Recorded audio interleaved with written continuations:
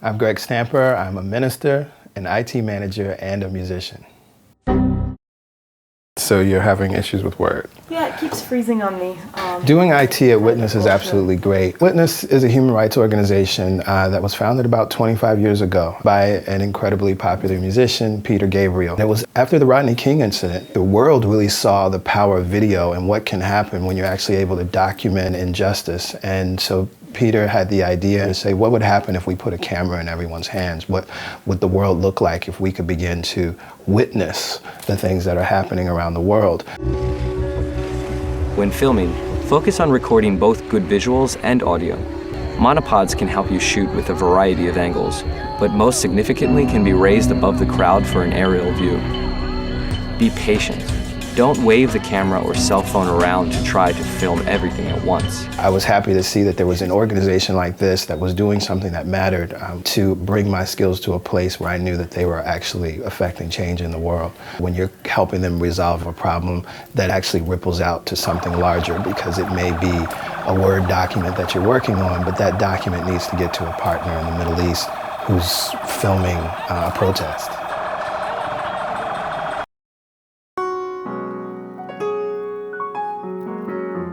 Welcome to the music portion of my life.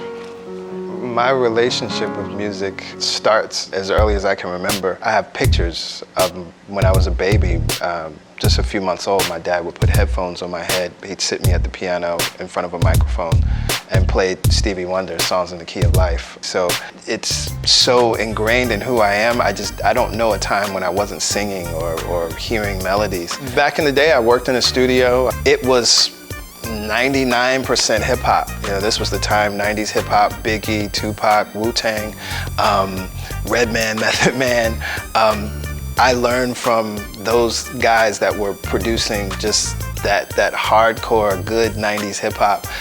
That's how I learned how to use MPC. That's how I learned the ins and outs of mixing boards. Then I brought my musicality. Just recently, I did a record. A partner of mine, his name is Oheni Savant. He has an extensive catalog. One of the highlights is an album that was a tribute to Nina Simone, where we sampled a lot of Nina Simone's music and kind of rethought some of her songs. And one of the songs that we did together, we did a version of Strange Fruit. Now I don't think my generation can really comprehend all the problems that we faced from way back when.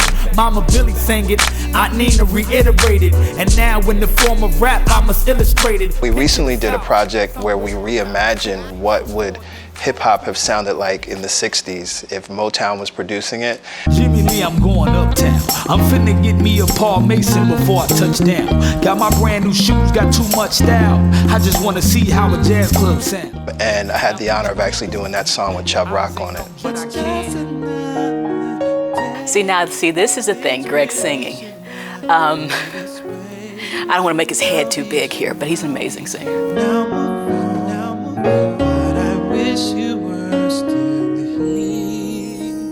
Even when you can't go on, just keep holding on. There's a warmth to his voice. There's an inspiration in the way he sings and writes, and people just gravitate to it. I grew up in a Christian, more traditional Christian upbringing, Pentecostal. For some people that may seem to even be a little more hardcore. And I'm grateful for where I grew up. I'm grateful for my tradition. But I also recognize for myself, I understood that there is a way to merge all the paths. That's what CSC does. We support all operating systems. What I find is that because of maybe external influences, whether it's our family or the news or some other television program, we think that life is limited. We think that there's only certain possibilities if you're a certain color, or if you're a certain gender, or if you have a certain sexual orientation, whatever it may be, right? Somewhere along the line, your imagination was cut off.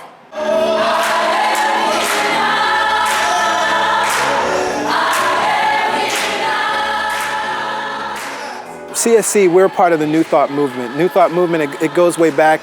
Great teachers like Emerson and Thoreau were a part of the New Thought movement. It came out of Christianity, but then sort of evolved, because a lot of these teachers were studying Eastern philosophy as well. They were studying Hinduism, and they started to see the parallels between what Jesus was teaching and what Buddha was teaching, between what's in the Bhagavad Gita and what's in the New Testament.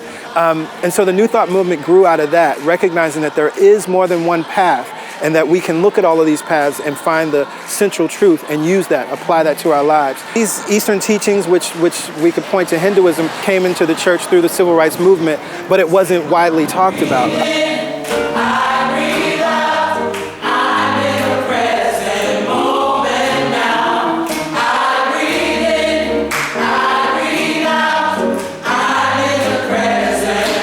There's a lot of philosophy, or I guess differing opinions when it comes to how church should operate in the 21st century. I absolutely believe we have to use the tools that are here for us.